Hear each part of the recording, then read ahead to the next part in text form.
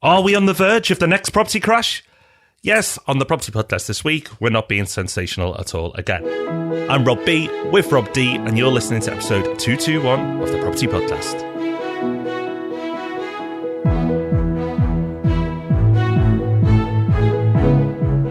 Yes, welcome to the Property Podcast. If you think we're being sensational, well, don't blame us. Blame Moneyweek. We're going to be going through a story that appeared on the cover of a recent edition of Moneyweek and giving our own take on what's in there. They're arguing that we're on the verge of a crash. Are we? Well, we will see. But we'll keep you on tenterhooks a bit longer before you find out if the world is going to come crashing down around you, and extend to you an invitation to come and hang out with us. Yes, if you've ever thought, what do Rob and Rob do outside the podcast? Well, now's your chance, because we've got an open day to our businesses. You can come and learn about R&P property or yellow lettings. We're not going to talk about it here on the podcast. You can come and visit us and we'll talk about it there. Rob and I will be hosting a day on June 24th. You can get a morning or an afternoon slot. We've recorded this a little in advance, so the tickets may be gone, but you can put your name down on the waiting list. It's only a £5. You get at least one coffee out of that, a few biscuits, so you more than make your money back up with London prices for coffee. And that £5 goes to charity. It's not a profit-making day.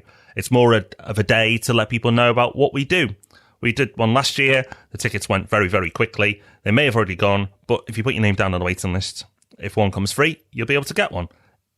And you might be lucky if you rush and go there now to thepropertyhub.net/open day. There may even be a small number left. So go check it out. Okay, so we look forward to seeing you on the 24th of June, just a few weeks away. No news story this week because the news is happening. You are out voting. Maybe you're on the way to the polling station right now. So today is election day. We'll talk about anything interesting that comes out of that next week. But for now, let's move on to something definitely interesting. And that is our topic of the week. Are we on the verge of the next property crash? So this is, like I said earlier, from a Moneyweek cover story on the 14th of April. Thank you to James Waters. He made us aware of this, and I'm glad that he did because there's lots of interesting stuff for us to get into. So what we're going to do is separate out the article from our opinion. So we're going to start out by running through the argument that the article makes, and then we're going to give our take on it at the end. So let's start with the basic argument. The argument is that house prices are going to fall from their current levels. That's what it's basically saying. It says it in a little bit of more of a dramatic way than that. Just a little bit more dramatic. A little bit. Okay, you ready for this? Like a vast pyramid scheme, the UK housing market has been defying the reality of low wage growth and productivity and worsening affordability. It also says, when a rocket runs out of fuel, it continues to rise before plunging earthwards. This is where we seem to be now. There you go. Dramatic stuff. So that's the claim. The article then goes on to talk about a number of different factors that back up that opinion. So let's have a quick romp through those, shall we? Okay, so the credit factors. They say house prices are driven by the availability and price of credit. QE has flooded the system with money and, of course, asset bubbles. And QE is now being wound down and rates will rise at some point. All true. Can't argue with that, Rob. Should we continue? Let's. So then it moves on to the economic factors. So it says that household savings are at an all-time low and consumer borrowing is at an all-time high, so a rate rise will be a disaster. And it also says that real incomes have been flat since 2007. So take all that together, and it's basically saying that we've had an asset bubble that's been inflated. It's been inflated to a point beyond where it really should be given the economic reality, and at some point that's going to have to come down. It also talks about some demand reasons why it believes that house prices are going to come down. It says banks are having to stress test borrowers, so credit is tightening, which has already begun. London prices have been boosted by a growing population, which may not last. That is true, but it's not the only thing that's boosted it, far from it, but we'll come to that. Poor affordability is reducing demand for people in their 20s and 30s. Fair enough. Should we continue? Supply factors, Rob. Yeah, so on the supply side, supply is increasing, the article says. Housing completions are rising, and you're seeing evidence in some places of oversupply. So you're seeing new developments being built that aren't selling. And this is true. There are developments on the south bank of the Thames and in other places as well that are struggling to sell. And there are also political factors for why house prices are going to fall. And they're related particularly to landlords because, of course, owner-occupiers, if they want somewhere to live, they'll pretty much get somewhere to live if they can. Landlords can choose whether to invest in property or not. And, of course, we've seen the government turning on buy-to-let. All the changes that we've seen in recent years have made it clear that buy-to-let is not the flavour of the month.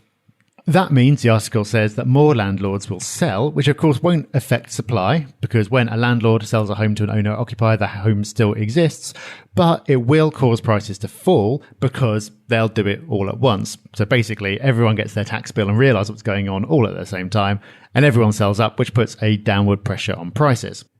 So having gone through all that, it all sounds pretty scary. Lots of reasons from lots of different angles to support the argument that house prices are higher than perhaps they should be, and they're only going to go in one direction. So thank you for joining us for the last ever property podcast. We'll be back next week with the Golden Stocks podcast. Until then, bye-bye. Oh, wait, Rob. Wait. There might be a few flaws.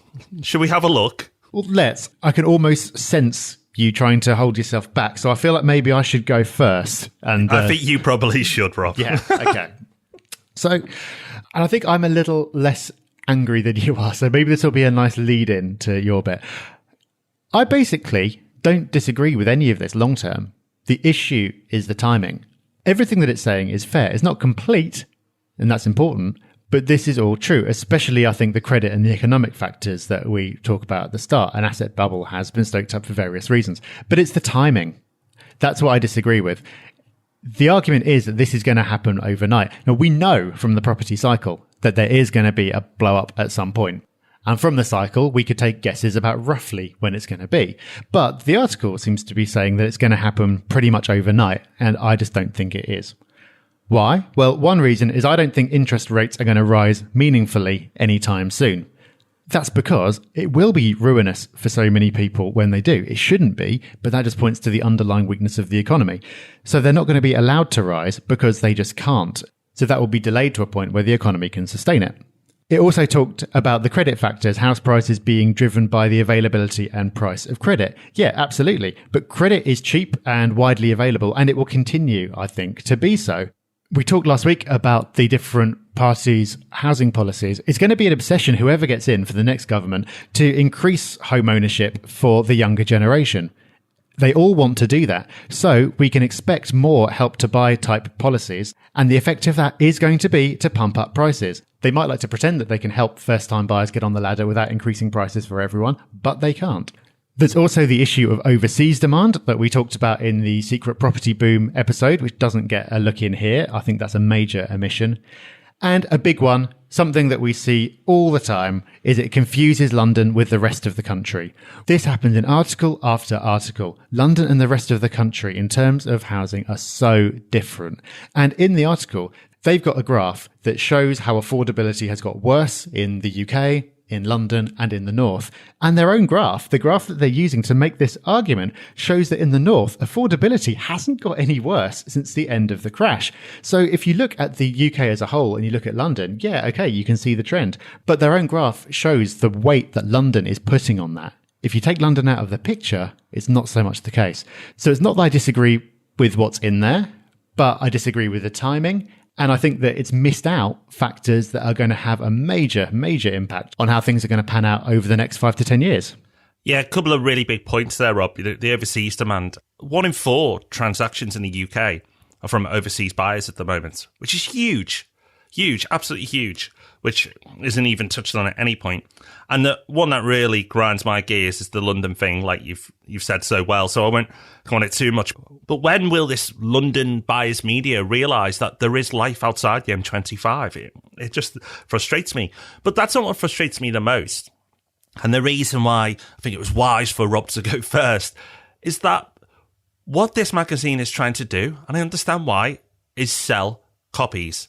And they're doing that by fear. You know, James, who sent this in, has not sent it in because he's laughing at it. He sent it in because he's scared. And there'll be other people who've read this who are scared too. And I think that's really, really, on a low level, unfair. And at another level, a disgrace. Because this could hurt people financially. So let's have a look. Now, Rob's touched on the data, and he's right to, because so much of it is flawed. It's so selective. So they looked at immigration But they looked at it in London rather than the UK as a whole, and they used that as a justification that it's not going up enough to justify the amount of homes being built. They completely forgot to miss out huge chunks of information. So let's get the picture as a whole. In 2014 to 2015, the latest data from the ONS, the Office of National Statistics, it shows that the population grew by 500,000 in the UK, which half of that number was through people living longer. So that 250,000, even if immigration slows, half of that number, 250,000, was from people living longer. We built less than 200,000 homes last year, and we pretty much have every year built way under 200,000 homes since the Second World War. Also, immigration isn't going to come to a grinding halt no matter what happens in the election, because if you look at the countries where people are coming from, number 1 and 2 aren't Europe. Most of the top 5 and top 10 of people coming to the UK are outside of Europe. So it's only going to have a small effect, and they're not going to stop people coming in altogether. So that number may come down slightly, but they're huge increases year on year. Most of it is driven because we just live longer. It claims homes are unaffordable, and absolutely, London, yes. But most of the UK, no, as Rob's pointed out, and the data shows. And we've got a really good podcast, and I think it's probably worth mentioning now, where we looked at all different types of data and ratios, because what happens is people will use some selective data to put an argument together. So we did a podcast where we looked at all the affordability ratios, and we'll link to it in the show notes this week. So I think it's really important you check the show notes out this week, which is at thepropertyhub.net/crash time. That's crash time. Get along and listen to that podcast as well, because you'll see after listening to that, it'll put a lot of this to bed. One of the interesting points, a minor one, housing completions are rising in London. That's right, but there's a lag effect. Remember, you build and then you complete a couple of years later. The amount of work being started today has dropped considerably, understandably, in London. Again, a little bit flawed. Real incomes have been flat since 2007. True. Misses out, though, disposable income, the money that people actually have to spend, has gone up, and quite a bit. But that's because interest rates are low. So, again, selecting different bits of information to put an article together. Basically, this article is a sham. It's just picked out little bits of information to scare and terrify people, to put an argument together that, because the guy who's put it together is obviously reasonably intelligent and knows which data points to pick up on, rather than use a balanced view, which is what we like to do, they've picked a biased view to put a story together that will sell copies. And it will, because we're even talking about it. So, what will happen? Well, London probably will have a drop in prices, and the media will go wild. As we've seen, they are quite London-centric as it is. We've talked about this before. But what's important is the government will do all they can to make Brexit work. Whichever government it is, they'll do all they can. And they will stimulate the economy if needed. I actually expect them to. So where QE has been slowing down, if the economy has even a slight wobble, guess what they're going to do? They're going to open those money taps right back up and start pumping it into the economy. Every time we've had a hint of a wobble, they've just started QE. And they'll do it again and again, because the government can't afford to let Brexit not work. Now, what they're doing is pushing the can down the road. And as Rob said, it's important to point out, we will have a property crash. And we've talked about that a lot. Go and listen to the 18-year property cycle courses. Again, we'll link to those in the show notes. So that's the correction that will happen. But before that correction, I actually feel, and Rob's talked about it before, that with all the things that are happening right now and all the stimulus that's been put into place and the overseas buyers that people aren't talking about, far from going into a crash, actually quite the opposite. We're probably going to a boom. And you could say, oh, your property podcast talking about the boom. But we've preached caution in the past. Then when it's down and people are nervous, that's when we get excited. And that's why we're excited right now. But let's look at the past. Because this isn't the first time we've talked about Moneyweek, and it isn't the first time Moneyweek have predicted a crash. So, Rob, can you indulge me with going back through the history books? Are you feeling all right? Are you sure you're okay to carry on? We've got a lot out there already. But okay, let's do a little bit more. Give us a run through of their previous. Okay. So Moneyweek do have a bit of previous, particularly their editor. She is very anti-property.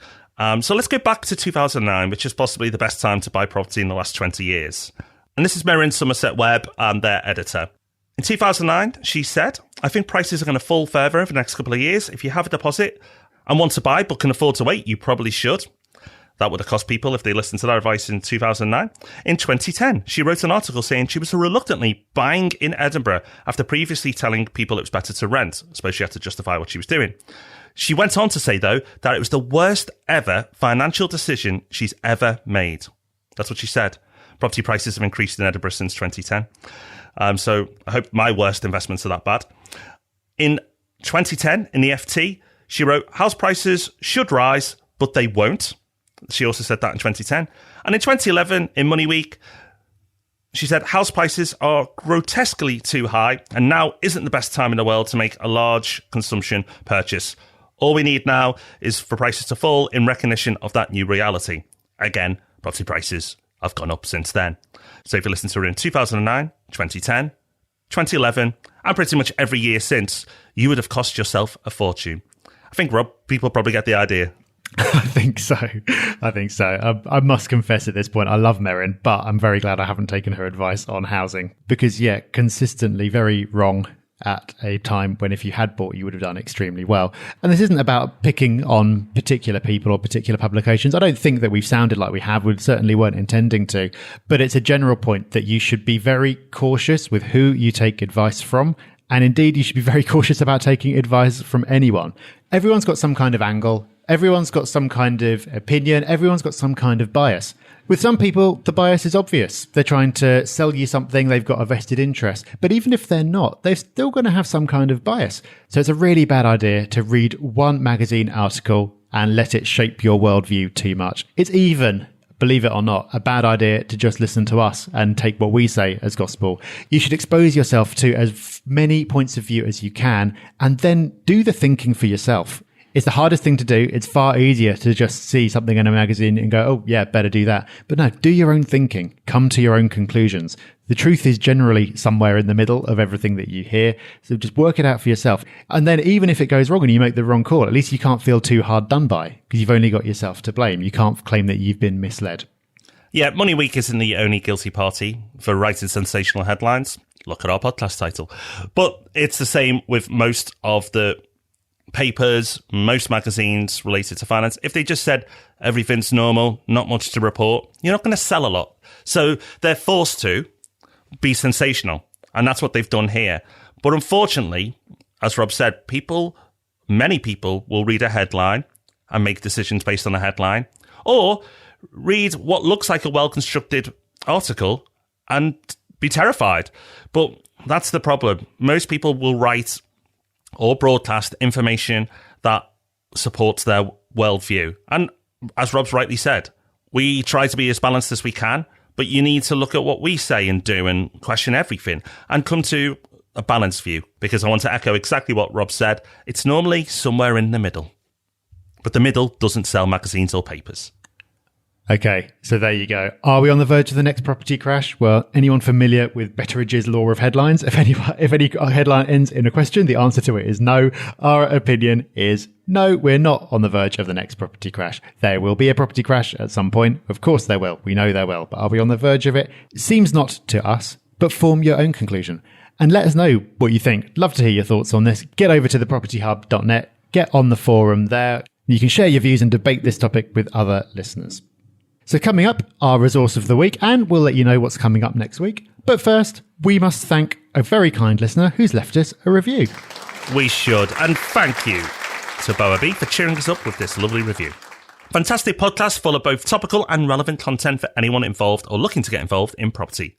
Was in mourning when I managed to get through all the historic episodes and look forward to enthusiasm with my weekly fix of the property podcast. It has encouraged me to do a couple of flips and a buy-to-let in the last 6 months. Long may it continue. Please don't stop. Many thanks for your words of professionalism and encouragement. Well, we won't stop. I promise you the gold and stocks podcast will not be next week. We will be back with the property podcast. But before then, we've got to give you a resource.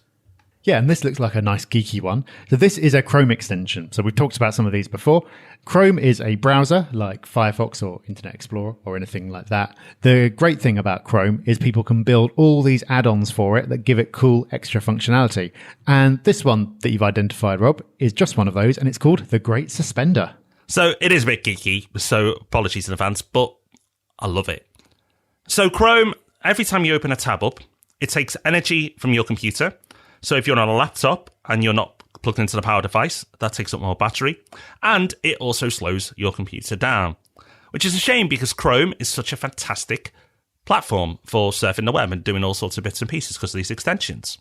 So what the Great Suspender does is it will suspend a tab that you have open that you haven't touched for an hour. And you can change the time you want. Mine's set to an hour. And then when I go back to that tab, I just click it to refresh it to where it was before. So it saves battery life on my Mac, and it means it just runs that little bit faster too. It's free. Why not use it? If you use Chrome, it's well worth getting. Check it out. It'll be in the show notes this week. And I think this is one of these episodes where you definitely need to get to the show notes. It's thepropertyhub.net/crash time. That's thepropertyhub.net/crash time. So, Rob, after a sensational headline this week, we certainly aren't going to do what Moneyweek have done and be sensational next week. What have we got? We've got an episode called How to Become a Property Millionaire in 10 Years. Oh, well, maybe a little sensational, but we promise it will have plenty of reasonable content in there. And remember, we did say 10 years, not 10 months. So make sure you join us for that for next week. Property investment is one of those things that if you do it well and do it right, you can become wealthy over the long term. Many people will tell you you can become rich quickly. You might be able to, but the chances are unlikely. But you can become wealthy in the long term if you do it right. So next week, we're going to teach you how to do it right. Yes, we are. So before then, get over to thepropertyhub.net/crash time to see all the links for this week and to join in the conversation. We will see you on Tuesday for another episode of Ask Rob and Rob. Until then, happy voting. Bye-bye. Bye-bye. Thanks for listening to The Property Podcast. For show notes, all our past episodes, and to leave a review, go to thepropertyhub.net/podcast.